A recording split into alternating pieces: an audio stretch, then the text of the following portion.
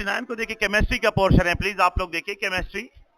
Question number 69 में how many moles of aluminium are needed to react completely with 1.2 mole of iron oxide, कि iron oxide के साथ जो है ये कंप्लीटली रिएक्ट करे।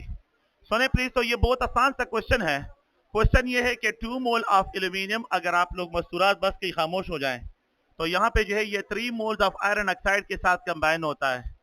तो ये तो आप लोग को स्टोइकोमेट्री दी गई है और फिर लिखा गया है कि फॉर जो है how many moles of aluminium are allowed to react for the 1.2 mole. तो अगर मुझे जो है, अगर आप लोग देखें तो 3 मोल के लिए मुझे 2 मोल ऑफ एल्यूमिनियम चाहिए, 3 मोल्स ऑफ आयरन ऑक्साइड के लिए मुझे 2 चाहिए, तो 1 पॉइंट अगर आप लोग देखें यहाँ पे जो है 2 मोल के लिए मुझे क्या चाहिए। ये जस्ट ओनली आप लोग क्रॉस करें, you will get your answer. और आप लोगों को यहाँ पे जो ऑप्शन मिलेगा वो बी ऑप्शन मिलेगा। तो क्वेश्चन नंबर 69 में अगर आप लोग चले जाएं तो यहाँ पे जो है ये बी ऑप्शन आपको मिल जाएगा। बातें बंद करें प्लीज, खामोश हो जाएं। आप लोग बातें बंद करें प्लीज, खामोश हो जाएं। खबर मत वही करना। आप लोग इस पॉइंट को देखिए कि 3 मोल के लिए मुझे 2 मोल चाहिए, 3 मोल के लिए मुझे 2 मोल चाहिए। तो क्वेश्चन ये लिखा है कि 1.2 मोल ऑफ आयरन ऑक्साइड के लिए कितने मोल्स ऑफ एल्यूमिनियम। तो ये आयरन ऑक्साइड है और यहाँ पे ये एल्यूमिनियम है, तो 3 के लिए मुझे 2 चाहिए, तो 1.2 के लिए क्या चाहिए। तो ये 3x is equal to 2 multiplied 1.2, ये 3 यहाँ पे लेके आए तो आप लोगों के पास यहाँ पे 0.8 राउंड अबाउट इसकी वैल्यू होगी। समझ मसला था सर, बाबा समझ मसला था।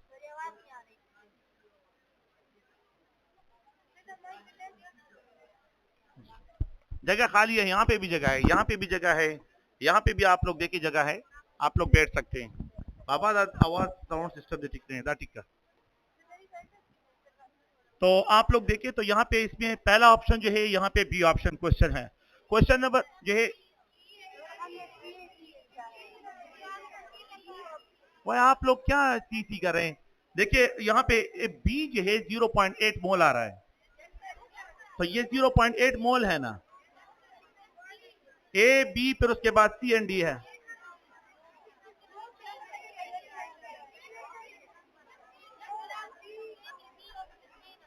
हाँ अच्छा, आप लोग सुने प्लीज। क्वेश्चन नंबर 70 को अगर आप लोग देखें, question number 70, 1 mole of ammonia is जो है अगर आप लोग देखें इक्वल टू 17 ग्राम है, and then what is the mass of 0.3। अगर आपके पास 1 मोल ऑफ अमोनिया हो, 1 मोल ऑफ अमोनिया, तो यहाँ पे आप लोगों के पास इसका मास 17 ग्राम है। क्वेश्चन ये है अगर आपके पास 0.3 मोल ऑफ अमोनिया हो तो how many grams are there. इसको क्रॉस करें तो यू विल गेट यहाँ पे सी ऑप्शन, यहाँ पे 5.1 ग्राम जो है आपके पास आ जाएगा। तो ये इसके साथ मल्टीप्लाई करें, यू विल गेट। तो यहाँ पे इसमें प्लीज अगर आप लोग देखें क्वेश्चन नंबर 70 में जो है आपके पास सी ऑप्शन करेक्ट वन है। क्वेश्चन नंबर 71 को अगर आप लोग देखें, which one of the following act as the limiting reagent if equal mass of the entire of the substances are allowed to react।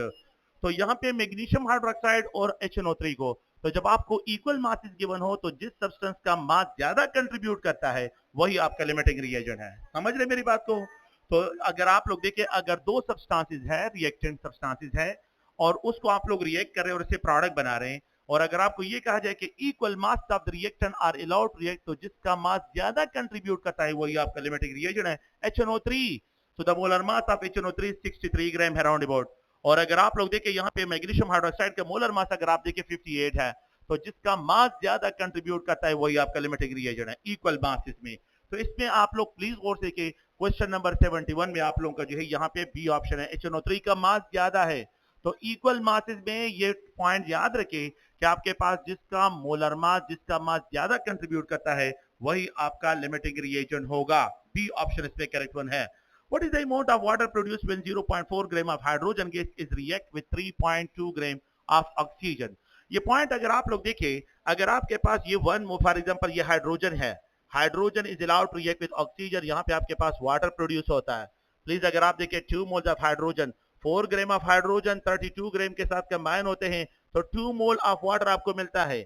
अगर ये 0.4 ग्राम हो जाए, ये 3.2 ग्राम हो, तो 0.2 मोल ऑफ वाटर आपको यहाँ पे मिलेगा। तो आपका जो ऑप्शन है ए ऑप्शन इसमें करेक्ट वन है। मैंने 1 डेसिमल को यहाँ से यहाँ पे शिफ्ट कर लिया तो 3.2 ग्राम आपको दिया है, यहाँ पे 1 डेसिमल को यहाँ पे शिफ्ट कर लिया तो यहाँ पे 2 के लिए भी 0.2 मोल हो जाएगा। तो 0.2 मोल जो आप लोगों के पास क्या है, यहाँ पे वाटर हो तो उसके लिए 3.2 ग्राम ऑफ ऑक्सीजन चाहिए एंड 0.4 ग्राम ऑफ हाइड्रोजन जो है यहाँ पे रिक्वायर्ड होगा. तो what is the amount of water produce when 0.4 gram of hydrogen gas is allowed to react with 3.2 gram of oxygen. उसके साथ इसको ट्रीट करते हैं. 0.2 मोल है. इसमें अगर आप लोग देखें तो इसमें आप लोगों के पास जो ऑप्शन बनता है वो आप लोगों के पास क्या है, ए ऑप्शन है. तो क्वेश्चन नंबर 72 में अगर आप लोग देखें यहाँ पे ए ऑप्शन है. क्वेश्चन नंबर अगर आप लोग देखें तो यहाँ पे जो नेक्स्ट क्वेश्चन है एंड दैट इज अगर आप लोग देखें तो the amount of copper deposited when 10 mole of electron move in a circuit in aqueous solution of copper chloride हो. फॉर एग्जांपल अगर आपके पास ये कॉपर आयन है, कॉपर आयन जो है 2 इलेक्ट्रॉन गेन करता है तो ये डिपॉजिट होता है. अगर सर्किट में 2 इलेक्ट्रॉन मूव करते हैं तो एक atom of the copper deposit होगा. अगर सर्किट में 2 मोल ऑफ इलेक्ट्रॉन मूव करते हैं, 2 मोल ऑफ इलेक्ट्रॉन मूव करते हैं तो 1 मोल ऑफ कॉपर डिपॉजिट होगा. अगर 2 मोल ऑफ इलेक्ट्रॉन सर्किट में मूव करते हैं तो 1 mole of copper is equal to 64 gram per mole के बराबर है. मोलर मास आपको दिया गया है. अगर आप लोग इस पॉइंट को देखें तो यहाँ पे मोलर मास आपको दिया, the amount of copper deposited when 10 mole of electron move in a circuit. अगर 10 मोल ऑफ इलेक्ट्रॉन सर्किट में मूव करते हैं तो फिर यहाँ पे अमाउंट कितने डिपॉजिट होगा, आप इसको क्रॉस करें तो जैसे ही आप लोग ये सीखे तो ये 640 हो जाएगा, 2 पे डिवाइड हो जाएगा तो आपके पास जो है 320 ग्राम. तो आप क्या करें, cross gram into 2 mole of electron is equal to 64 जो है 64 मल्टीप्लाइड 10. तो ये तो आप लोगों ने एक्स को फाइंड करना है तो ये 2 यहाँ पे आ जाएगा. तो ये आपके पास 32 तो ये 320 ग्राम ऑफ कॉपर जो है यहाँ पे डिपॉजिट होगा. इसमें बी ऑप्शन करेक्ट वन है. तो क्वेश्चन नंबर 73 में अगर आप लोग देखें तो आपका बी ऑप्शन करेक्ट वन है.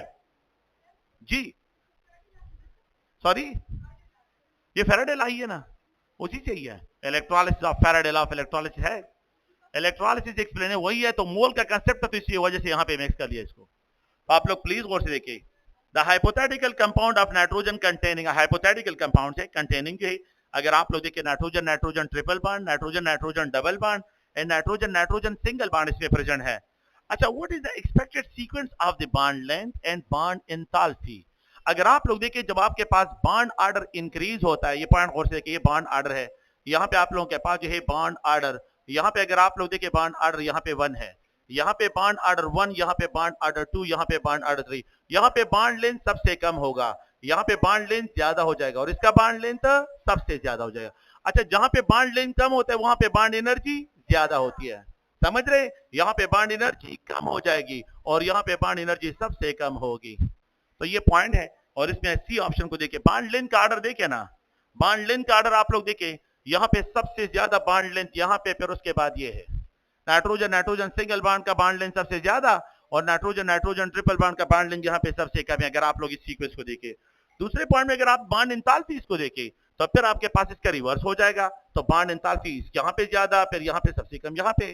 तो सी ऑप्शन में देखिए, पहला सीक्वेंस बॉन्ड लेंथ का है और दूसरा सीक्वेंस जो है बॉन्ड एनर्जी का है. तो दूसरा सीक्वेंस बॉन्ड एनर्जी का है तो इसमें सी ऑप्शन करेक्ट वन है. तो क्वेश्चन नंबर 74 में आपका सी ऑप्शन करेक्ट वन है. If an electron have angular momentum that is 2h by pi ho, then it will be present in a, we know that angular momentum is equal to nh divided by 2 pi के बराबर है.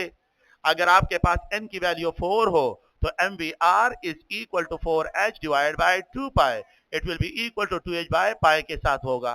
तो if an electron present हो n shell में, n capital n की बात कर रहा हूं, n शेल में प्रेजेंट हो तो फिर इसका एंगुलर मोमेंटम जो होगा वो 2h बाय पाई के साथ होगा.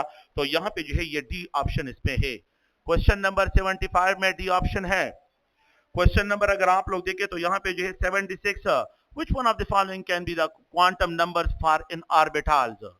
कौन सा जो है इसमें करेक्ट वन है. अगर आप लोग गौर से गए, if n is equal to 4 हो, l is equal to 4 हो, इम्पॉसिबल है कि प्रिंसिपल क्वांटम नंबर और अजीमुथल क्वांटम नंबर की दोनों वैल्यू कोइंसाइड हो जाए. ये गलत है, ये पॉइंट बिल्कुल गलत है. फिर नेक्स्ट पॉइंट देखिए, when n is equal to 2 हो तो इसका l वैल्यू 2 नहीं 3 हो ही नहीं सकता. तो 2f का नाम कभी आप लोगों ने सुना भी नहीं होगा, तो ये भी गलत है. और अगर n is equal to 3 हो और l is equal to 2 हो तो यहाँ पे आप लोगों के पास जो है यहाँ पे और m is equal to -1 हो और फिर उसके बाद अगर आप n is equal to 3 है और यहाँ पे अगर आप देखें यहाँ पे n is equal to आप लोगों के पास 0 हो और m is 0, तो इसमें जो है आपके पास सी ऑप्शन करेक्ट है. तो क्वेश्चन नंबर जो है तो ये पॉसिबल नहीं है, n इज इक्वल टू 3 है, l इज इक्वल टू 0, उसका m जो है माइनस नहीं हो सकता, तो आप लोग इसकी भी करेक्शन करें। तो क्वेश्चन नंबर 76 में आपका सी ऑप्शन जो है करेक्ट वन है। क्वेश्चन नंबर जो है अगर आप लोग देखिए 77, a possible set of quantum number for the last electron if they are added to, अगर आप देखिए for the last electron added to the aluminum atom हो in its ground state, तो आपको पता होगा कि एल्यूमिनियम का जो लास्ट इलेक्ट्रॉन है तो ये फॉर एग्जांपल एल्यूमिनियम है और उसका इलेक्ट्रॉनिक कॉन्फ़िगरेशन ये नियॉन, और यहाँ पे अगर आप देखें 3s2 एंड 3p1 इसके इलेक्ट्रॉनिक कॉन्फ़िगरेशन, तो लास्ट इलेक्ट्रॉन कहाँ पे आ रहा है, तो n इज इक्वल टू 3 है, l इज इक्वल टू 1 है, l इज इक्वल टू 1 है। तो इस पॉइंट को अगर आप लोग देखें तो n इज इक्वल टू 3, पहला ऑप्शन देखिए n is equal to 3, l is equal to 1, और ml वैल्यू जो है यहाँ पे आप लोगों के पास +1 भी हो सकती है, r जो है -1 भी हो सकती है, r 0 भी हो सकती है, ये तीनों पॉसिबल है, लेकिन उन्हें -1 लिखा है, ठीक है। और द लास्ट ms की वैल्यू एक इलेक्ट्रॉन है तो +½ है, तो ये आप लोगों के पास पहला ऑप्शन गलत, ठीक है, पहला ऑप्शन सही है। Second option n is equal to 4 गलत है, n इज इक्वल टू 3 है, यहाँ पे गलत है। नेक्स्ट ऑप्शन में देखिए n इज इक्वल टू 3 और l इज इक्वल टू 2 है, तो ये p है, d ऑर्बिटल नहीं है, तो ये भी गलत है, ये स्टेटमेंट भी गलत है। और n is equal to 3, l is equal to 0, तो l जिसके लिए 0 होता है वो तो s होता है, तो ये स्टेटमेंट भी गलत है, तो इसमें a ऑप्शन करेक्ट वन है। तो क्वेश्चन नंबर 77 में a ऑप्शन करेक्ट वन है। सुने प्लीज, अगर आप लोग देखें क्वेश्चन नंबर 78 को देखें, which statement about the vaporization of acetone is not correct? Which statement जो है about the vaporization of acetone is not correct? When acetone vaporize, intermolecular interaction are जो है overcome, ये बात ठीक है। अच्छा, दूसरा पॉइंट क्या है यहाँ पे अगर आप लोग गौर से के the vaporisation of acetone is an endothermic phenomena, ये स्टेटमेंट भी ठीक है। The vaporisation of acetone is the reverse process of condensation, बिल्कुल ठीक है, कंडेंसेशन का जो रिवर्स होता है वो वेपोराइजेशन होता है। एसीटोन वेपोराइज होते हैं तो क्या कोवेलेंट बॉन्ड ब्रेक होते हैं, ये स्टेटमेंट रॉन्ग है। तो ये लास्ट स्टेटमेंट जो है अगर आप लोग देखें तो क्वेश्चन नंबर 78 में डी ऑप्शन रॉन्ग है, बाकी सही है। क्वेश्चन नंबर अगर आप लोग देखें, क्वेश्चन नंबर आप लोगों ने 79 को देखिए, the charge to mass ratio is lowest for, तो जिसका मास सबसे ज्यादा उसका E/m रेशियो सबसे कम, तो ये अगर आप देखिए पॉजिटिव रेंज है तो charge to mass ratio, please खामोश हो जाएं, आप लोग देखिए E/m ratio is inversely proportional to mass, तो सबसे ज्यादा मास जो है यहाँ पे कार्बन डाइऑक्साइड का है। कौन से केटायन का मास सबसे ज्यादा है, कार्बन डाइऑक्साइड का, तो जिसका मास सबसे ज्यादा उसका E/m रेशियो सबसे कम है। तो क्वेश्चन नंबर 79 में आपके पास डी ऑप्शन है। क्वेश्चन नंबर अगर आप लोग ये 80 को देखें, the bond angle in H2S, अगर आप लोग देखें हाइड्राइड, यहाँ पे आपके पास H2O है और यहाँ पे ये H2S है, तो आप लोग क्या एक्सपेक्ट करें कि जब आप from top to bottom move करें तो हाइड्राइड में बॉन्ड एंगल ज्यादा होते हैं या कम होते जाते हैं, वो कम होते जाते हैं। नेक्स्ट पॉइंट सुनिए प्लीज, सो यहाँ पे the bond in H2S are greater than water, greater than ammonia, lesser than water, तो सी ऑप्शन इसमें। तो क्वेश्चन नंबर 80 में अगर आप लोग देखिए सी ऑप्शन है, तो बॉन्ड एंगल यहाँ पे ज्यादा और यहाँ पे बॉन्ड एंगल कम होते हैं, तो ये अगर आप ग्रुप 6A में वेस्पर थ्योरी से क्वेश्चन है। अच्छा, विच one of the following has the least vaporisation, अच्छा जहां पे मास सबसे कम होता है वहां पे वेपोराइजेशन एनर्जी भी सबसे कम, जहां पे मास सबसे ज्यादा होता है वहां पे स्ट्रेन एंथैल्पी ऑफ वेपोराइजेशन भी सबसे ज्यादा, तो CF4 का मास सबसे कम, वेपोराइजेशन एनर्जी सबसे कम, CI4 का मास सबसे ज्यादा, तो वेपोराइजेशन की वैल्यू भी यहाँ पे सबसे ज्यादा, तो इसमें आप लोगों के पास ए ऑप्शन है। तो अगर आप देखिए 81 में ए ऑप्शन है। तो which one of the following have the least vaporization, बाबा ये दो खबर हो यमन, आप लोग ये बाबा नसी करो तो है।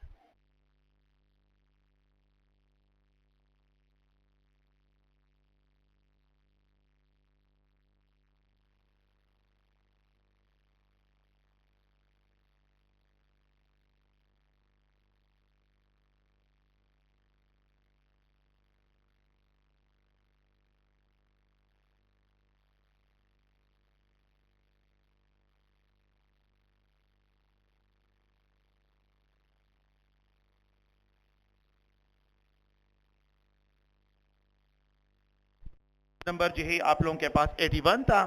क्वेश्चन नंबर 82 की तरफ जाएं, the correct order of increasing carbon oxygen bond length in carbon monoxide, सुने प्लीज, अगर आप लोग देखें ये कार्बन मोनोऑक्साइड है ट्रिपल बॉन्ड, अगर आप दूसरे पॉइंट को देखें कार्बन डाइऑक्साइड है डबल बॉन्ड अगर आप लोग देखें, और यहाँ पे दूसरा पॉइंट में कार्बोनेट है, कार्बोनेट में ऑक्सीजन इलेक्ट्रॉन रेजोनेंस में है। वो सुने प्लीज, सबसे कम बॉन्ड लेंथ जहां पे बॉन्ड ऑर्डर सबसे ज्यादा, जहां पे बॉन्ड ऑर्डर सबसे ज्यादा वहां पे बॉन्ड लेंथ सबसे कम। यहाँ पे सेकंड जो है, यहाँ पे जो है आप लोगों के पास रेजोनेंस नहीं है, यहाँ पे सेकंड ऑर्डर जो है, यहाँ पे मतलब बॉन्ड ऑर्डर सेकंड है, और यहाँ पे रेजोनेंस है। रेजोनेंस तो रेजोनेंस क्या करता है, डबल बॉन्ड में सिंगल बॉन्ड कैरेक्टर लेके आता है कि नहीं है। तो आपके पास सबसे कम बॉन्ड लेंथ यहाँ पे होंगे, बॉन्ड लेंथ थोड़ा सा इसमें इंक्रीज हो जाएगा, और सबसे ज्यादा बॉन्ड लेंथ आपके पास यहाँ पे होगा। तो अरेंज द फॉलोइंग जो है the correct order of increasing carbon oxygen bond length in carbon monoxide, carbon dioxide, carbonate and carbon dioxide is. अगर आप लोग प्लीज और सीखे, सबसे ज्यादा बॉन्ड लेंथ इसका, फिर उसके बाद ये है, तो डी ऑप्शन इसमें करेक्ट है। Carbon monoxide, carbon dioxide and carbonate को देखे ना, कार्बन मोनोऑक्साइड, कार्बन डाइऑक्साइड और कार्बोनेट्स को देखे, तो ये इसमें ऑप्शन है। क्वेश्चन नंबर 82 में जो है डी ऑप्शन करेक्ट है। हाँ, ट्रिपल बॉन्ड, बॉन्ड लेंथ चले प्लीज और सुनिए, अगर आप लोग इस पॉइंट को देखिए, बॉन्ड ऑर्डर जब इंक्रीज होता है तो बॉन्ड लेंथ, बॉन्ड ऑर्डर ज्यादा, बॉन्ड लेंथ कम। अच्छा, बॉन्ड ऑर्डर यहाँ पे जो है 3 है। अच्छा, carbon oxygen in carbon dioxide single double bond है कि सिंगल बॉन्ड है, डबल बॉन्ड है, तो बॉन्ड लेंथ ज्यादा, तो बॉन्ड ऑर्डर यहाँ पे 3 है तो बॉन्ड लेंथ कम, बॉन्ड ऑर्डर 2 है तो बॉन्ड लेंथ ज्यादा। अच्छा, और कार्बोनेट में इलेक्ट्रॉन रेजोनेंस में है कि नहीं है, तो क्या यहाँ पे प्योर डबल बॉन्ड है, क्या यहाँ पे प्योर सिंगल बॉन्ड है, तो यहाँ पे बॉन्ड लेंथ ज्यादा होगी, तो यहाँ पे सबसे ज्यादा बॉन्ड लेंथ है। तो आप लोगों के पास इंक्रीजिंग ऑर्डर सबसे ज्यादा बॉन्ड लेंथ यहाँ पे और सबसे कम बॉन्ड लेंथ यहाँ पे होगा। तो यहाँ पे आपके पास डी ऑप्शन करेक्ट है क्वेश्चन नंबर 82 का। The rate constant for the reaction depends on the rate constant of reaction depends on the concentration of reactant, product, time in temperature.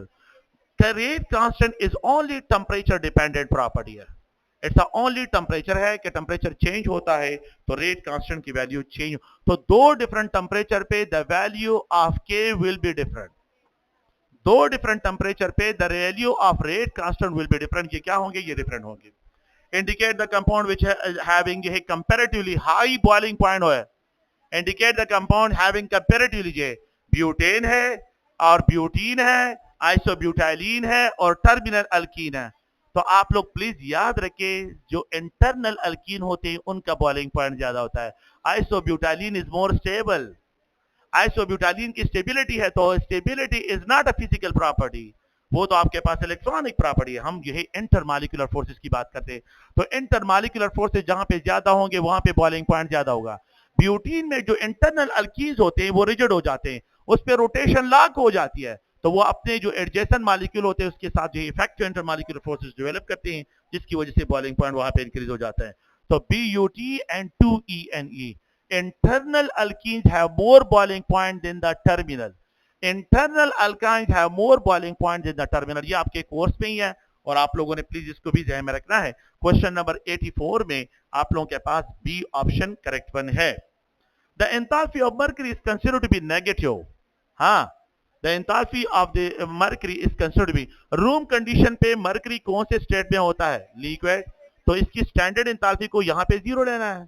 अच्छा, अगर मैं इसको गैसियस स्टेट में लेके जाता हूँ, सुने, अगर मैं इसको गैसियस स्टेट में तो ये पॉजिटिव हो जाएगी, और अगर मैं इसको सॉलिड स्टेट में लेके जाता हूं मरकरी को तो ये नेगेटिव होगी।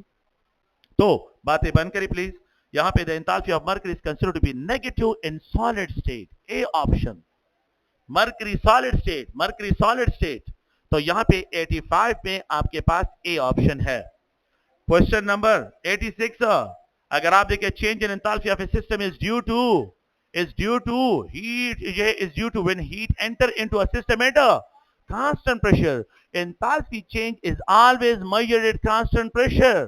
तो यहाँ पे जो है ये हमेशा आइसोबैरिक कंडीशन पे लेते हैं। क्वेश्चन नंबर 86 में आपका बी ऑप्शन करेक्ट वन है। क्वेश्चन नंबर 87 को देखिए, which one of the following is the intensity of property, the density।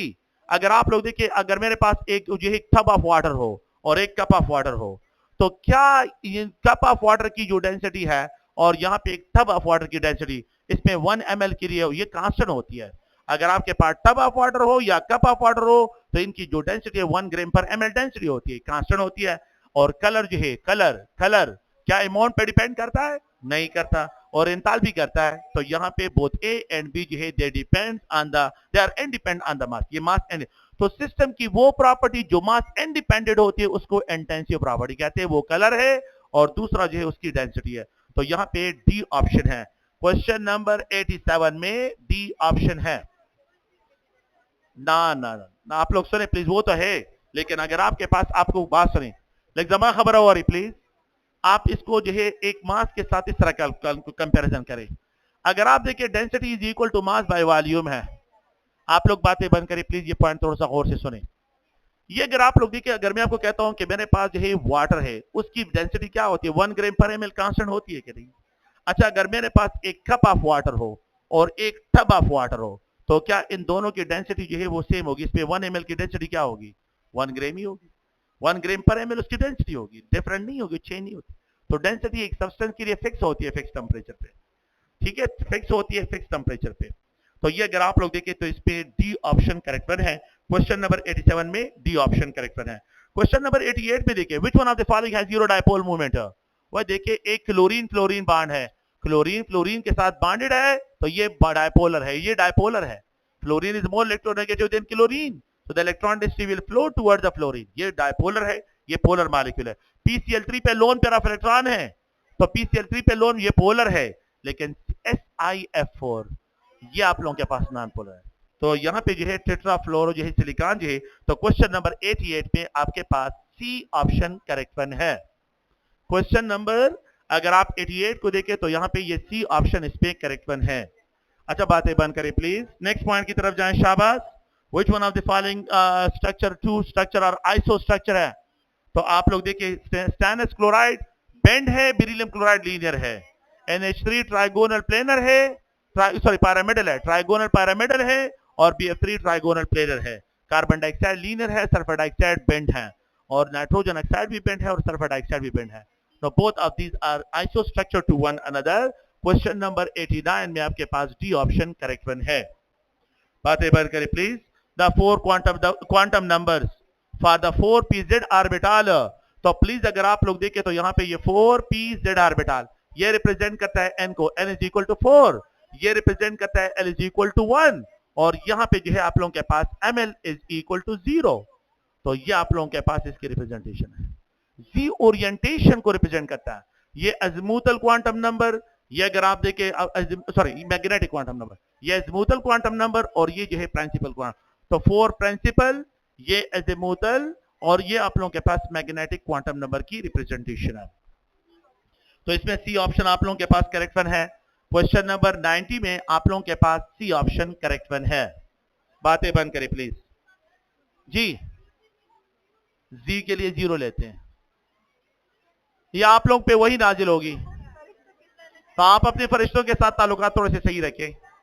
अच्छा अच्छा, नेक्स्ट पॉइंट थोड़ा सा सुने। खैर, एक ये फिक्स वैल्यूज है, ये फिक्स है, सुने प्लीज, आप लोग खामोश हो जाएं। आपके पास px के लिए +1 है, py के लिए -1 होता है, pz के लिए 0 होता है, ठीक है, ओके। आप लोग बातें बंद करें please. If the electronegativity of an element A, B, C and D are 2.5, 2.5, 2.8, यहाँ पे 3.0 and 4.0 respectively हो, so then the which one of the following bond is the least polar? least polar। तो आपके लिए आसान सा पॉइंट ये है कि आप क्या करें, इस तरह लिखा करें कि ये A है और यहाँ पे ये B है, यहाँ पे जो है ये B है और यहाँ पे ये C है, और यहाँ पे अगर आप देखें B और यहाँ पे ये D है, इसके साथ इलेक्ट्रोनेगेटिविटी का जो डिफरेंस है वो आप लोग लिखें, तो यहाँ पे ये D है, सॉरी। अच्छा, अगर आप AB को देखें तो यहाँ पे ये 2.5 और यहाँ पे 2.8, दोनों का डिफरेंस क्या होगा? यहाँ पे 0.3 का डिफरेंस होगा। अच्छा, और यहाँ पे जो है B और C में देखें तो यहाँ पे अगर आप लोग देखें ये 2.8 और यहाँ पे ये 3.0 है, दोनों का डिफरेंस क्या होगा? 0.2 होगा।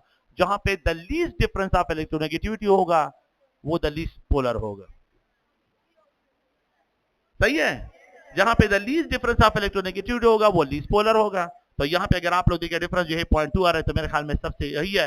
क्वेश्चन नंबर जो है इसमें 91 में आपके पास जो है बी ऑप्शन है। अच्छा, latest energy is maximum for the, latest energy is maximum for the, किसके लिए? हाँ, जहां पे द डिफरेंस ऑफ इलेक्ट्रोनेगेटिविटी सबसे कम होगा वहां पे आप लोग 90 हम तक करेगा ना, हाँ हाँ हाँ, सही है, सही सही। 90 में आपके पास सी ऑप्शन है। चश्मुद्दीन से आप देखें, ये आपके पास n is equal to 4, l is equal to 1 और ये ml इज इक्वल टू 0। ये आपके पास जो है ओरिएंटेशन क्वांटम नंबर ये है, प्रिंसिपल क्वांटम नंबर ये है, एजीमुथल क्वांटम नंबर ये, तीन क्वांटम नंबर इस तरह इसको डिस्क्राइब करते हैं। 91 में आपके पास वो एक क्यों आएगा, वो 2.5 और 2.8 है, डिफरेंस ऑफ इलेक्ट्रॉन 0.3 है। 2.5 ये दूसरे में जो है 3 और 2.8 में डिफरेंस है। यहाँ पे 0.2 ज्यादा है कि 0.3 ज्यादा है चश्मुद्दीन साहब? 0.2 कम है, 0.3 ज्यादा है। ये जो है आपके पास लीस्ट पोलर है, तो लीस्ट पोलर जो है बी ऑप्शन है। क्वेश्चन नंबर 92 को देखिए, सुने please. The latest energy is maximum for the, अगर आप लोग देखिए सुने प्लीज, लेटेस्ट एनर्जी यहाँ पे magnesium oxide, calcium oxide, strontium oxide, barium oxide. The cation size increase, the latest energy decrease. When the size of cation increase, the latest energy decrease. तो सबसे maximum जो है, so the latest energy is maximum for the magnesium oxide. तो question number 92 में आपके पास ये option है। कैटायन के साइज के साथ लेटेस्ट एनर्जी का इनवर्स रिलेशन है, सही है, तो ये पॉइंट है, इसमें ये ऑप्शन है। Question number, what is the correct expression for the solubility product constant for the calcium phosphate? What is the proper representation? सुने प्लीज, अगर आप लोग देखें तो पॉइंट ये है, आप लोग खामोश हो जाए प्लीज। 3 कैल्शियम आयन आपके पास बन रहे और यहाँ पे जो है 2 फास्फेट आयन आप लोगों के पास यहाँ पे बन रहे, 2 फास्फेट आयन यहाँ पे बन रहे हैं। अच्छा, इनको अगर आप लोग KSP लिखते हैं तो KSP value will be equal to यहाँ पे कैल्शियम आयन और यहाँ पे ये 3 है और यहाँ पे फास्फेट -3 और यहाँ पे ये 2 होगा। तो इसमें अगर आप लोग देखें तो आपका डी ऑप्शन करेक्ट वन है। तो क्वेश्चन नंबर 93 में आपका डी ऑप्शन करेक्ट वन है।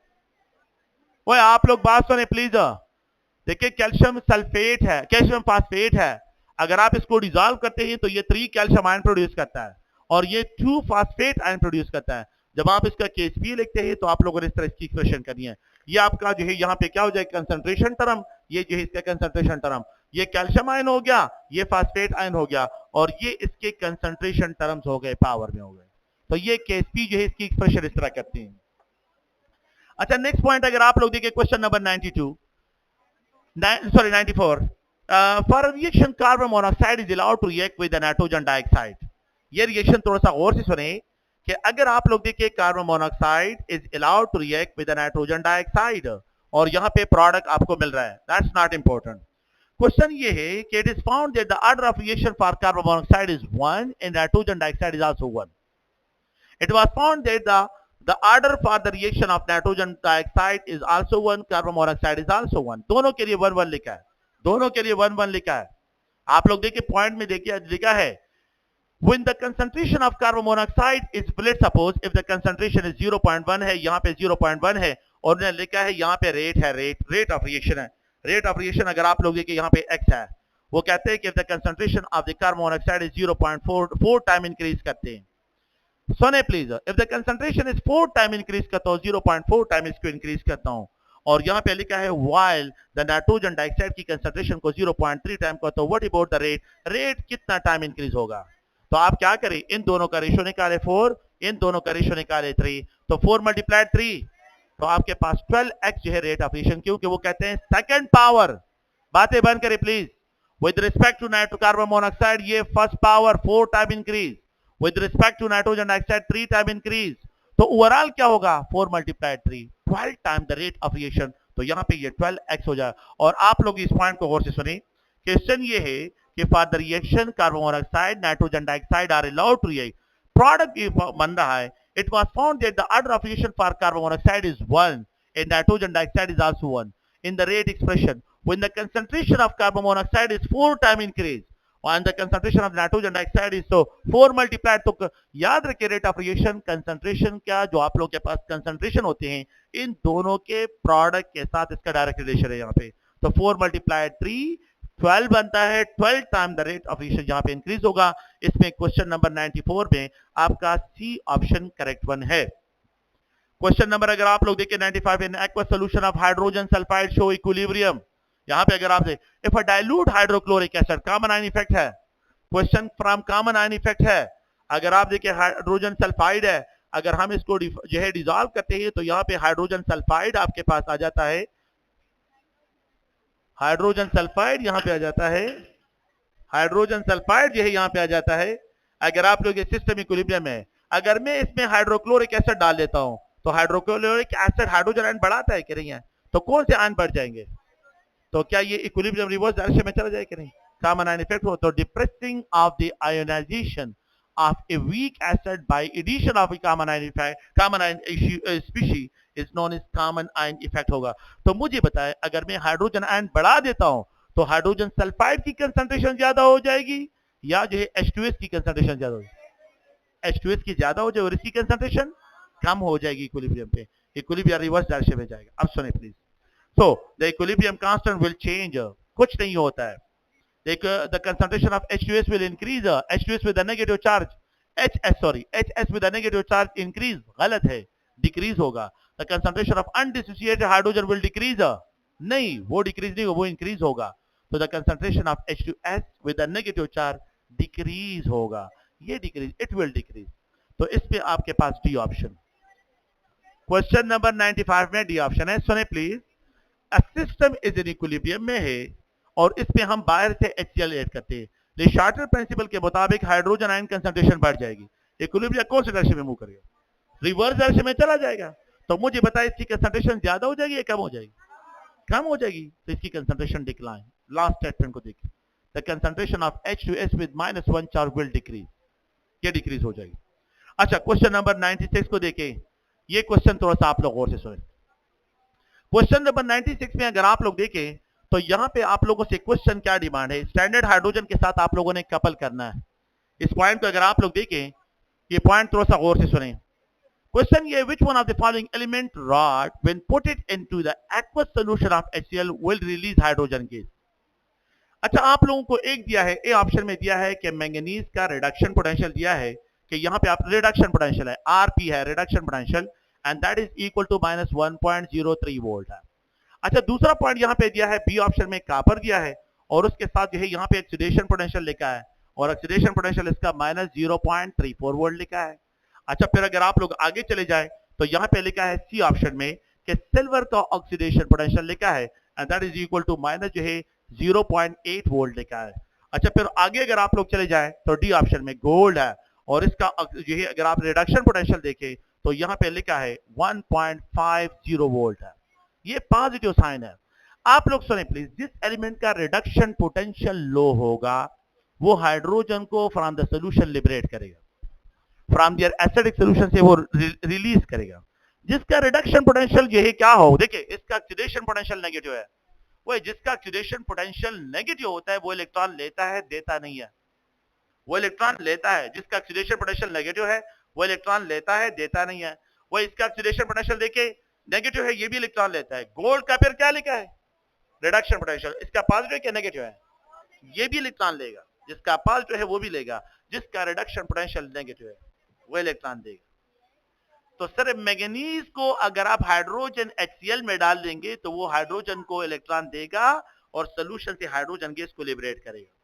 जिसका रिडक्शन पोटेंशियल नेगेटिव हो, जिसका रिडक्शन पोटेंशियल जिसका नेगेटिव हो या ऑक्सीडेशन पोटेंशियल जिसका पॉजिटिव हो, ये एलिमेंट अगर आप एसिडिक सॉल्यूशन में डालते हैं तो ये हाइड्रोजन गैस को लिबरेट करेंगे।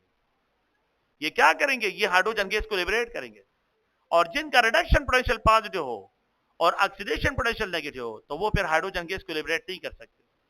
वो हाइड्रोजन गैस को लिबरेट नहीं कर सकते, ये लिबरेट कर सकते अगर आप इनको डाल दें, जिसका रिडक्शन पोटेंशियल नेगेटिव हो या जिनका ऑक्सीडेशन पोटेंशियल। तो ये दोनों they liberate the hydrogen when they are put it into the acid. इसको अगर आप एसिड में डालते हैं, इसमें क्वेश्चन नंबर 96 में आपका ए ऑप्शन है।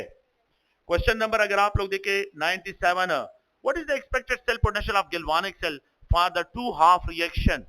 For the two half reaction what is the expected? आप लोग सुने प्लीज, दोनों वैल्यू आपको गिवन है और नेगेटिव फॉर्म में गिवन है।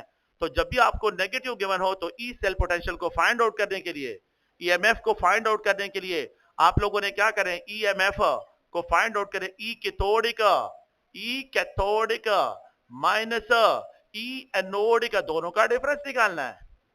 वो आप मुझे बता सकते हैं कि इन दोनों वैल्यू आपको गिवन है रिडक्शन पोटेंशियल की, which one of the following act is जो है इसमें कैथोड का काम करेगा और कौन सा इसमें जो है अगर आप लोग देखिए यहाँ पे इज एनोड काम करेगा। आपको ये बात समझ आ रही है? ई कैथोडिक, देखिए पॉइंट क्या है, रिडक्शन पोटेंशियल जिसका लो होगा वो एज अ एनोड होगा, जिसका रिडक्शन पोटेंशियल ज्यादा होगा वो एज अ कैथोड होगा। तो इसमें रिडक्शन पोटेंशियल एक -0.13 है और दूसरा -0.76 है। रिडक्शन पोटेंशियल लेड का ज्यादा है या जिंक का ज्यादा है? जिंक का कम है, जिंक का कम है, माइनस है, -0.76 है। माइनस तो लेड का ज्यादा है, तो lead will act as a cathode and zinc will act as a anode. तो आप लोग सुने प्लीज, तो यहाँ पे माइनस माइनस, अगर आप लोग देखिए नो माइनस वैल्यू है और यहाँ पे ये पॉइंट अगर आप देखिए 0.13 ये कैथोडिक हो गया, माइनस ई एनोडिक अगर आप लोग देखें तो ये -0.76 वोल्ट है। अच्छा तो ये -0.13 प्लस 0.63 तो 0.76 माइनस 0.13 दोनों का डिफरेंस निकालिए, मेरे ख्याल में राउंड अबाउट 0.63 आपके पास बी ऑप्शन इसमें करेक्ट आ जाएगा। तो 0.63 क्वेश्चन नंबर 97 में आपके पास यहां पे बी ऑप्शन करेक्ट वन होगा। क्वेश्चन नंबर 96 में बी ऑप्शन 0.63 दोनों का डिफरेंस निकाले तो 0.76 से अगर आप 0.13 माइनस करें तो यू विल गेट 13 माइनस करें तो यू विल गेट 0.63। अच्छा ये स्पॉन्टेनियस होगा कि नॉन स्पॉन्टेनियस होगा? स्पॉन्टेनियस होगा। जिसका सेल पोटेंशियल पॉजिटिव होगा वो स्पॉन्टेनियस होगा और जिसका सेल पोटेंशियल नेगेटिव है वो नॉन स्पॉन्टेनियस होगा। खबर है मको प्लीज थोड़ा सा मुझे सुने, कुछ और चीजों को क्लियर करें। नेक्स्ट क्वेश्चन है थोड़ा सा जो है आप लोगों के लिए बैलेंसिंग रेशियो फाइंड आउट करना है। How you have to find the balancing ratio, जी बताएं। फिर स्पॉन्टेनियस प्रोसेस होगा and if the cell potential negative है तो नॉन स्पॉन्टेनियस है। तो अगर आप लोग देखें तो यहाँ पे ये H2O के साथ जो है H2O2 के साथ, सॉरी थोड़ा सा मैं इसको एक्सटेंड करता हूँ, तो ये क्रोमियम ट्राइहाइड्रोक्साइड ये कंबाइन होता है H2O2 के साथ, हाइड्रोक्साइड आयन भी लिखे हुए हैं और यहाँ पे ये क्रोमेट प्रोवाइड करता है, क्रोमेट प्रोवाइड करता है। और आपको क्वेश्चन ये है कि आप फाइंड आउट करें इसमें the balancing ratio, find out the balancing ratio. अच्छा आप लोग सुने, खबर हो रही, बैलेंसिंग रेशियो को फाइंड आउट करने के लिए ए ऑप्शन इसमें करेक्ट वन है, लेकिन मैं आपको समझाता हूं, ये ए है, बी है, सी है और ये डी है। खबर मत हुई प्लीज आप लोग थोड़ी सी खामोशी इख्तियार करें, मसूरत खबर डेरी का हुई। यहाँ पे 4 और यहाँ पे जो है अगर आप लोग देखें ये 2 और ये 8 है। आप लोग सुने प्लीज, यहाँ पे ये 3, यहाँ पे ये 4। मैंने पहले भी आपको बताया था कि इस तरह के रिएक्शन में आप लोगों को जो है रेशो मिक्स किए होते हैं उन्होंने। तो यहाँ पे ये 2 है, यहाँ पे ये 2 है और यहाँ पे ये 8 है। बातें बंद करें प्लीज, इस पॉइंट को गौर से सुने। ये जो है बैलेंसिंग रेशियो है और ये जो है आप लोगों के इलेक्ट्रोकेमिस्ट्री में है और वहां से आप लोगों ने जो है ये पॉइंट क्लियर करवाने, सही है मुझे पता है, तो यही इसलिए तो इनको आंसर दे रहा हूं। अगर आप देखिए आप लोगों को मैंने कहा था कि आप क्या करें, इसको एब्रीवेट करें, ए बी सी ऑर्डर में एब्रीवेट करें, ए बी सी डी ई, इस तरह एब्रीवेशन करें। अब इस तरह इनकी भी एब्रीवेशन ए बी, बल्कि मैं चले थोड़ा सा क्या आप लोगों को मसला ना हो, A B C D and E, इस तरह एब्रीवेशन करें। अब इनकी कंपैरिजन करें। आप किस तरह कंपैरिजन करें सुने, अगर आप लोग देखिए क्रोमियम कौन से पॉइंट पे है, ए पे है, इसका कोफिशिएंट यहाँ पे बी पे क्रोमियम है, सी पे है, तो आप डी पे आ जाए, डी पे है, इन दोनों के कोफिशिएंट से तो एक पॉइंट मिल गया, एक पॉइंट हो गया। अब दूसरा पॉइंट मैंने क्या कहा था कि आखिर में सिर्फ एक एलिमेंट को और कंफर्म करना है, नजर नहीं आ रहा है ये। अगर आप इसको देखें मैंने लिखा है ये आपके पास ए और यहाँ पे ए पे 2। अच्छा तो दूसरा क्रोमियम यहाँ पे डी पे है, क्या दोनों के कोफिशिएंट सेम? दोनों के कोफिशिएंट सेम होता है, सेम लेकिन ना 2 के बराबर है ना। हाँ तो यहाँ पे जो है ये 2 के बराबर है। अच्छा एक पॉइंट ये हो गया। अब आप लोगों को मैंने कहा था एक दूसरा ऑप्शन आप इसमें निकालें। अच्छा दूसरे ऑप्शन में आप देखें हाइड्रोजन यहाँ पे भी है, हाइड्रोजन यहाँ पे भी है, हाइड्रोजन यहाँ पे भी है, तीनों में है। तो आपने क्या करना है, लिख जमा खबर हो रही, ए प्लस बी प्लस सी, यहाँ पे हाइड्रोजन है, इन सब के नंबर ई के बराबर होने चाहिए, इन सब के नंबर ई के बराबर होना चाहिए। आप देखिए मैं किस तरह बराबर करता हूं। अच्छा मुझे बताया शाबाश, 2 × 3 6 हाइड्रोजन है। अच्छा 3 × 2 6 हाइड्रोजन। अच्छा 4 × 1 4, टोटल कितने बन गए? हाँ 16 हो गए। अच्छा आप मुझे बताएं, अब यहां पे सिर्फ यहां पे हाइड्रोजन है, 8 मल्टीप्लाई 2 16 हो, 2 पॉइंट मिल गए, बस ये काफी है और यही आपका ऑप्शन हो गया, आंसर हो गया। समझ नहीं है तो अगर आप लोगों को एडिशन भी नहीं कर सकते तो ये बहुत बुरी बात है, ये बहुत बुरी बात है कि आप लोगों को जो है एडिशन करना, ऐड करना भी नहीं आता है और मल्टीप्लिकेशन भी नहीं आते। हाँ इलेक्ट्रोकेमिस्ट्री से ये नहीं होता है।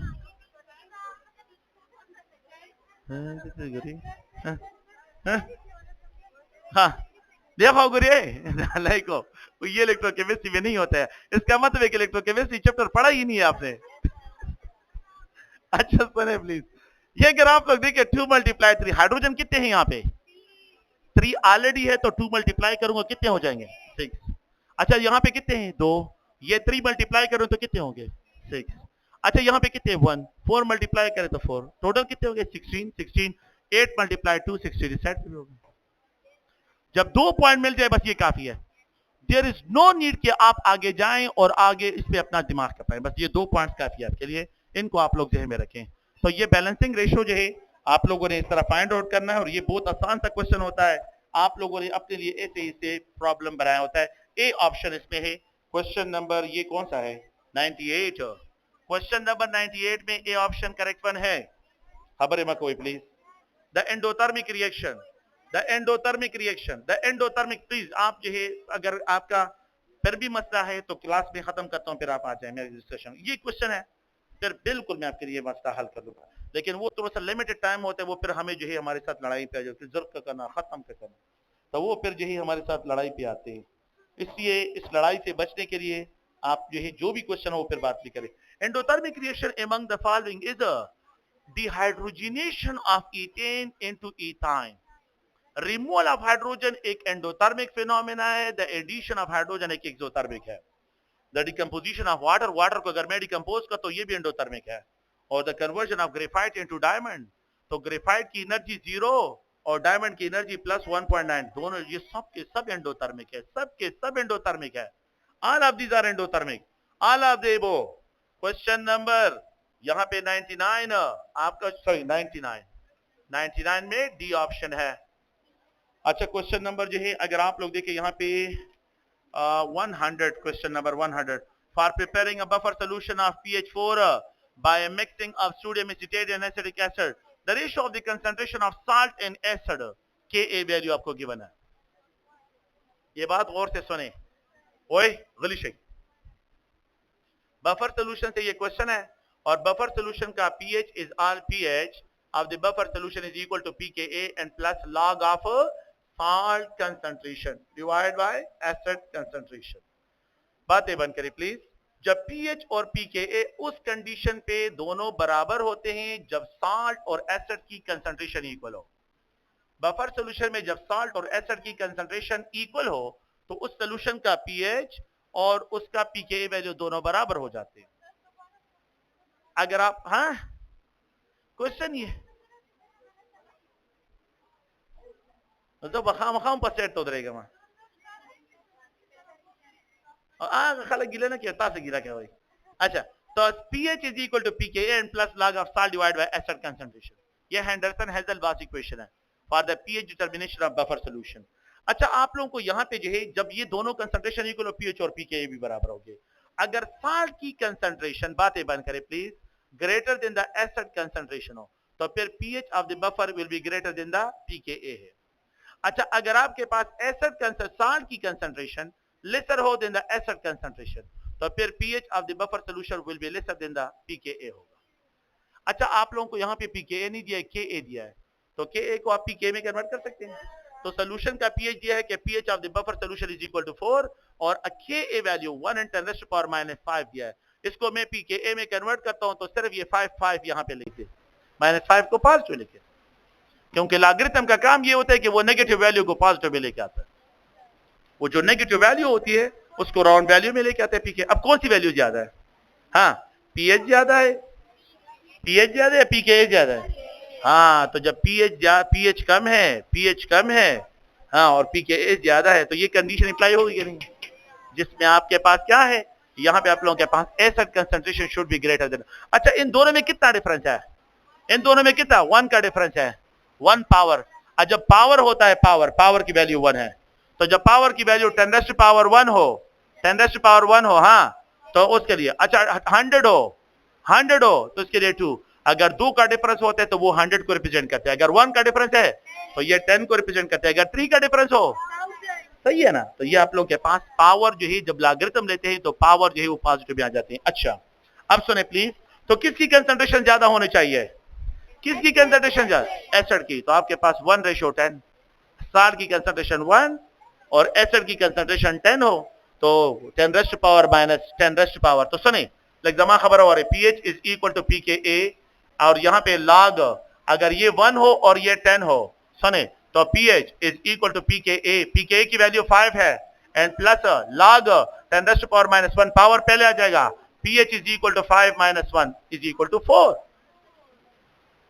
इज इक्वल टू 4, तो pH 4 के बराबर। तो when the ratio of the salt and acid concentration जो है 1:10 हो, तो यहाँ पे 100 में ए ऑप्शन करेक्ट वन है।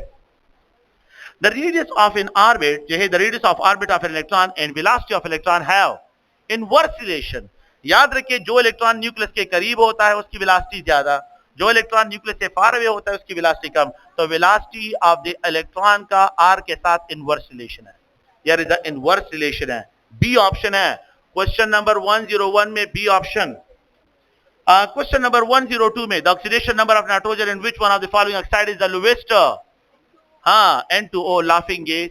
तो जो लाफिंग गैस है इसमें नाइट्रोजन का ऑक्सीडेशन स्टेट अगर आप लोग देखें तो यहाँ पे जो है आप लोगों के पास +1 है, ये +1 है, NO में +2 है, NO2 में +4 है, NO3 में +5 है। तो सबसे लीस्ट जो है वो आप लोगों के पास यहाँ पे अगर आप लोग देखें ए ऑप्शन है, ए N2O। 103 क्वेश्चन नंबर 103 को देखें, which one of the following mixture of liquid have no hydrogen bonding? Mixture of liquid है, ईथर और अल्कोहल बनाते हैं हाइड्रोजन, बिल्कुल ठीक है। अच्छा, दूसरा कीटोन और वाटर, बिल्कुल बनाते हैं। एल्डिहाइड एंड टर्शियरी इमाइन नहीं है, यहाँ पे नहीं होता है, यहाँ पे डायपोल डायपोल होगा, लेकिन टर्शियरी इमाइन इन एल्डिहाइड में हाइड्रोजन बॉन्डिंग नहीं होता है, उसमें एक्टिव हाइड्रोजन है ही नहीं। तो क्वेश्चन नंबर 103 में आपके पास सी ऑप्शन है। Question number 104, which one of the following have the lowest vapor pressure? Solution having more concentration हो तो उसका वेपर प्रेशर क्या होगा? वो लो होगा और बॉइलिंग पॉइंट हाई होगा। तो 5% sugar solution have low vapour pressure. Concentration कौन सा है? प्योर वाटर मोर कंसंट्रेट है, लोएस्ट वेपर प्रेशर है। 1% यूरिया हो, 5% शुगर, 2% ग्लूकोज हो, 5% urea sugar solution have the lowest vapour pressure होता है। तो वेपर प्रेशर का कंसंट्रेशन के साथ इनवर्स रिलेशन होता है, वेपर प्रेशर का कंसंट्रेशन के साथ इनवर्स रिलेशन है। तो यहां पे जो है ये सी ऑप्शन है। क्वेश्चन नंबर अगर आप लोग देखें, which one of the following reaction has a negative enthalpy? Calcium से अगर आप इलेक्ट्रॉन रिमूव करते हैं, एनाइजेशन पोटेंशियल पॉजिटिव है। वाटर को अगर आप सॉलिड स्टेट से लिक्विड में कन्वर्ट करते हैं, पॉजिटिव एंथैल्पी है। कार्बन को अगर आप हाइड्रोजन के साथ कंबाइन करते हैं, CH4 बनता है, तो ये नेगेटिव एंथैल्पी है। Carbon hydrogen formation energy of methane negative है, लेकिन कैल्शियम कार्बोनेट को डिकम्पोज करना ये भी पॉजिटिव है। इसमें सिर्फ सी ऑप्शन है। क्वेश्चन नंबर 105 में सी ऑप्शन है। क्वेश्चन नंबर अगर आप लोग देखें, for the reaction PCl5 is changed into PCl3 and Cl2, the forward reaction at constant temperature is favored by introducing inert gas, by introducing the chlorine gas, introducing the inert gas at constant, या by increasing the volume of container। अगर मैं container volume को expand करता हूं तो equilibrium disturb होगा। आप लोग देखिए, प्रोडक्ट के साइड पे 2 प्रोडक्ट है और रिएक्टेंट के साइड पे 1 है। अगर मैं प्रेशर को कम करके वॉल्यूम को इंक्रीज करता हूं तो फास्फोरस पेंटाक्लोराइड की डिकम्पोजिशन रेट इंक्रीज हो जाएगी और फॉरवर्ड एक्शन में जाएगा। तो D option, D. Question number 106 में डी ऑप्शन है। क्वेश्चन नंबर 107 को देखें, reaction quotient for the reaction, reaction quotient for the reaction. आपको जो है एक जनरल पॉइंट लिखा है कि ये रिएक्शन क्वोशंट आपको दिया गया है, खबर है, और ये केसी नहीं दिया गया है, रिएक्शन क्वोशंट दिया गया है कि अगर आप देखिए ये QC is equal to ammonia, यहाँ पे अमोनिया है, और यहाँ पे अगर आप लोग देखें नाइट्रोजन, और यहाँ पे ये फर्क ऐसे ही कंफ्यूज करने के लिए, तंग करने के लिए हमने लिखा है, ठीक है। फिर लिखा है the reaction will proceed from left to right. वही ये अगर आप देखें nitrogen is allowed to react, तो यहाँ पे ये 2 मोल ऑफ अमोनिया है। अच्छा, तो ये अगर आप लोग देखें तो ये इसका लेफ्ट है और ये राइट है, हाँ, from left to right. The reaction जो है अगर आप लोग देखें, आप लोग गौर से कि फ्रॉम लेफ्ट राइट, और ये फ्रॉम राइट टू लेफ्ट है। अब क्वेश्चन को देखें, the reaction proceed from right to left, the reaction will proceed from right to left, QC के लिए। तो if the QC value is greater than the KC, अगर रिएक्शन का quotient value उसके KC से ज्यादा होगा तो फिर ये राइट से लेफ्ट की तरफ मूव करके जाएगा। बात सीधा करना, हाँ, आपको ये बात समझ रहे हैं? तो ये आप लोगों के पास इसमें क्वेश्चन नंबर 107 में सी ऑप्शन है। क्वेश्चन नंबर अगर आप लोग देखें तो यहाँ पे आप लोगों के पास 108 है। In which one of the following case the value of Kp is lesser than Kc? वही याद रखिए, Kp is equal to Kc into RT delta n। बातें बंद करें, अगर डेल्टा n की वैल्यू 0 के बराबर हो, Kp is equal to Kc, ये दोनों बराबर हो जाएंगे। अच्छा, Kp will be equal to is greater than Kc, अगर डेल्टा n की वैल्यू क्या हो, पॉजिटिव हो, अगर डेल्टा n की वैल्यू पॉजिटिव हो, and Kp value will be lesser than Kc है, अगर डेल्टा n की वैल्यू क्या हो, नेगेटिव। इस पॉइंट को अगर आप लोग देखें, तो मैंने यहां पे लिखा है is less than Kp is less than Kc, Kp is lesser than Kc if delta n की वैल्यू नेगेटिव हो। Product number of mole minus reactant number of mole negative में जाएं, प्रोडक्ट के नंबर ऑफ मोल कम हो, reactant के number of mole ज्यादा हो, हम कहते हैं number of mole of product minus number of mole of reactant. अगर इन दोनों का डिफरेंस नेगेटिव होगा तो Kp will be lesser than Kc, अगर इन दोनों का डिफरेंस पॉजिटिव होगा तो Kp will be greater then Kc, और अगर इन दोनों के ये दोनों बराबर हो तो Kp is equal to Kc के बराबर होगा। अब क्वेश्चन को यहाँ पे देखें, और इस क्वेश्चन में अगर आप लोग थोड़ा सा गौर से देखें तो दोनों साइड पे, ए ऑप्शन में दोनों साइड पे बराबर है, तो बी ऑप्शन में भी दोनों साइड पे बराबर है, लेकिन सी ऑप्शन में देखें प्रोडक्ट के कम और रिएक्टेंट के ज्यादा है। तो जब प्रोडक्ट के कम हो और रिएक्टेंट के ज्यादा हो तो Kp वैल्यू विल बी, तो क्वेश्चन नंबर 108 में आपका सी ऑप्शन है। क्वेश्चन नंबर 109 को देखिए, rate constant for the reaction is 175 litre square per mole square per second. What is the order of reaction? Second order. ये 109 में आपके पास है second order, B option, sorry, ये लीटर स्क्वायर है, सॉरी, ये लीटर स्क्वायर है, C option है, सॉरी, इसकी करेक्शन करें। आप लोग याद रखिए, खबर हो रही, जब यो मिनट जब K की वैल्यू आपको गिवन हो और K के साथ सिर्फ पर सेकंड लिखा हो, फर्स्ट ऑर्डर K के साथ लिखा हो लीटर पर मोल पर सेकंड, सेकंड ऑर्डर और K के साथ लिखा हो litre square per mole square, और यहाँ पे पर सेकंड थर्ड ऑर्डर, तो ये थर्ड के लिए, ये सेकंड के लिए और ये फर्स्ट के लिए, सॉरी, इसकी करेक्शन करिए, सी ऑप्शन इसमें है। तो क्वेश्चन नंबर जो है 109 में सी ऑप्शन है। क्वेश्चन नंबर 110 में देखें, for the first order reaction half life is equal to 1/k into a, तो ये नॉट है। तो अगर आप लोग देखें तो हाफ लाइफ आपको दिया गया है, हाफ लाइफ क्या है, हाफ लाइफ आपको दिया 140 सेकंड है, तो K का क्या होगा, K will be equal to 1/1 जो है, अगर आप देखें T 1/2, तो K will be equal to 1/140। इसके साथ इसका रेशियो निकाले, ये राउंड अबाउट 0.02 आता है, तो ये आपके पास ए ऑप्शन बनता है। 110 में ए ऑप्शन राउंड अबाउट इसका बनता है। हाँ, वही लड़की, half life is equal to 1/k into A nought. तो अगर आपके पास K की वैल्यू को फाइंड आउट करना है तो यहाँ पे जस्ट ओनली ट्रांसफर करें, दोनों का रेशियो निकाले, 1/140 इज इक्वल टू, ये इसके बराबर है। अच्छा, हाँ, ए नॉट जो है ये आपका initial concentration of the reactants है, ए जब आपके पास रिएक्टेंट जो है उससे है तो उसकी कंसंट्रेशन को ए नॉट जो है असल में इस तरह लिखा जाता है, half life for the reaction इस तरह लिखा जाता है, n-1, तो n जो है ऑर्डर ऑफ रिएक्शन को रिप्रेजेंट करता है, फर्स्ट ऑर्डर रिएक्शन है, तो उसके लिए आप लोगों के पास 1-10 होता है फर्स्ट ऑर्डर के लिए।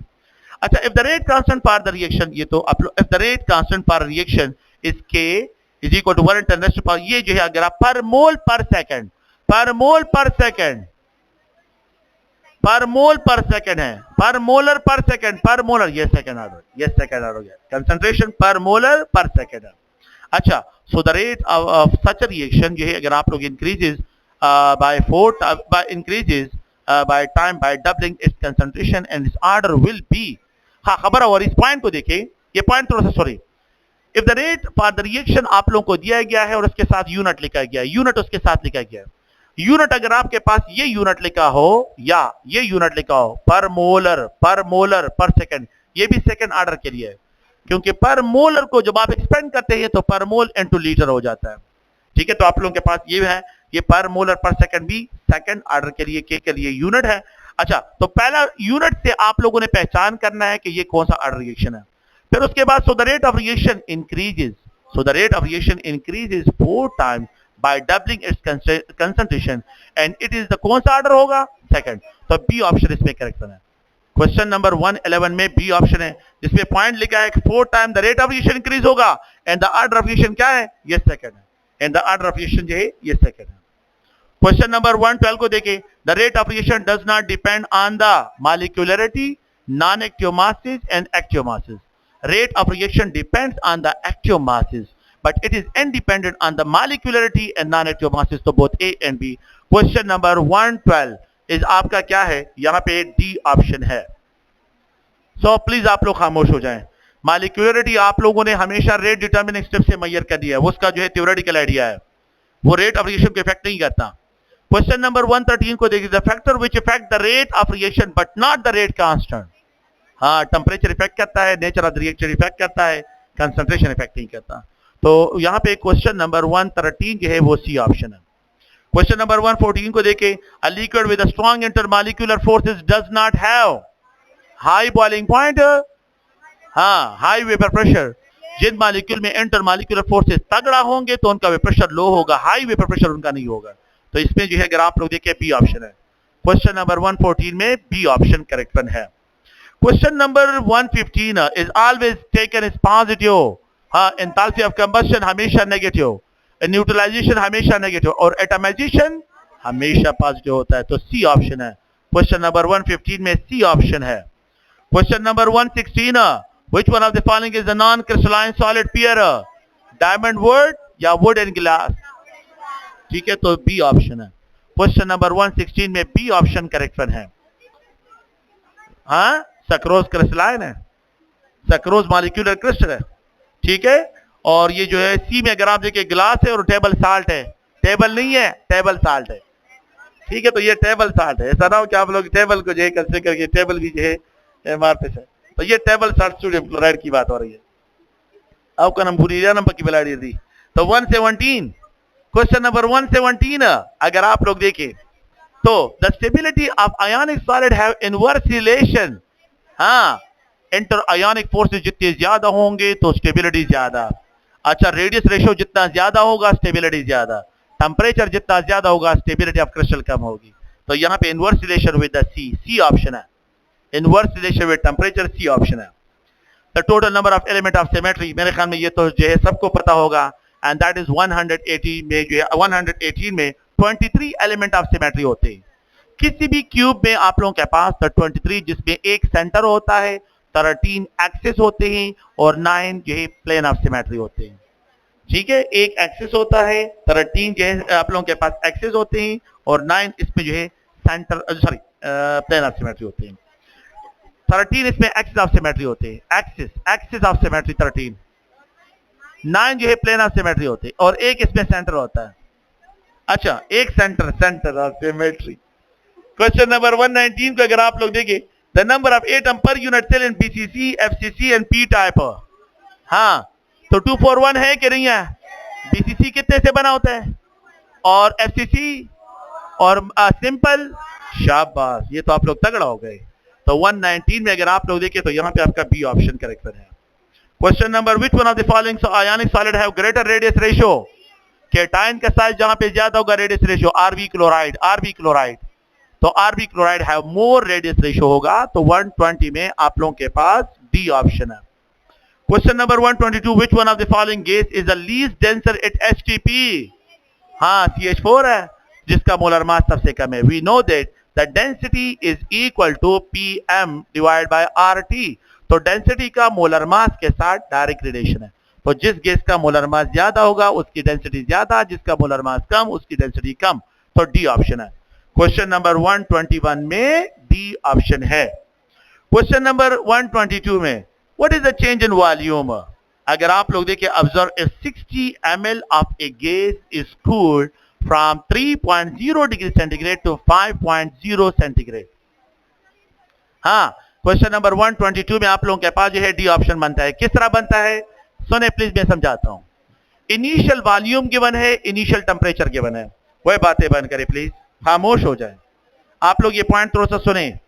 अगर आप लोग देखिए इनिशियल वॉल्यूम 60 ml है और इनिशियल टेम्परेचर आपको जो है यहाँ पे 33 है, तो 33 plus 273 it is round about, अगर आप लोग देखें तो ये 306 पे चला जाता है। केल्विन टेम्परेचर है। अगर टेम्परेचर T2 को मैं क्या करूं, कूलिंग करता हूं और टेम्परेचर को 5 जो है सेंटीग्रेड पे लेके आता हूं, तो plus 273 it will be equal to 278 kelvin. ये टेम्परेचर हो जाएगा। Find out the volume, V2 को फाइंड आउट करें तो V1 divide by T1 is equal to V2 divide by T2। अच्छा, तो अगर आप देखें तो V2 is equal to V1 divide by T1 into T2। अच्छा, ये 60 ml है। आप लोग बातें बंद करें प्लीज, खामोश हो जाएं। और यहाँ पे जो है ये आप लोगों के पास जो है 306 केल्विन है, यहाँ पे 278 है। V2 will be equal to 54 point आप लोगों के पास 5 आ जाएगा। मैंने चेंज इन वॉल्यूम डिस्क्राइब किया है, मैंने फाइनल वॉल्यूम की बात नहीं की है। चेंज इन वॉल्यूम क्या होगा, स्टेटमेंट को देखिए, what is the change in volume, the final volume नहीं है। तो अगर किसी ने V1 जो है ए ऑप्शन लिखा है, गलत लिखा है। Change in volume, initial volume क्या था, इनिशियल वॉल्यूम क्या है, फाइनल वॉल्यूम क्या है, दोनों का डिफरेंस क्या है, डिफरेंस है 5.5। तो यहाँ पे आप लोगों के पास डी ऑप्शन है। तो आप क्या करेंगे, V2 minus V1, sorry V1 minus V2 आप लोग इस तरह करें तो 60 माइनस 54, चेंज कितना आ रहा है 5.4 आपके पास। तो चेंज इन वॉल्यूम की बात की गई। अब आपका अगर कोई क्वेश्चन हो तो आ जाए। आओ करना, हाँ ये वाला चेंज नहीं है। V1 divide by T1 is equal to V2 divide by T2। V1 divide by T1 and T2 ratio निकाले 54 आ जाएगा, 54.4 ये वैल्यू आ जाएगी। यो मिनट, 54.4 आ जाएगा। 60 आपके पास था, इससे ये माइनस करे तो चेंज क्या आ जाएगा 5.5 आ जाएगा। सही ना।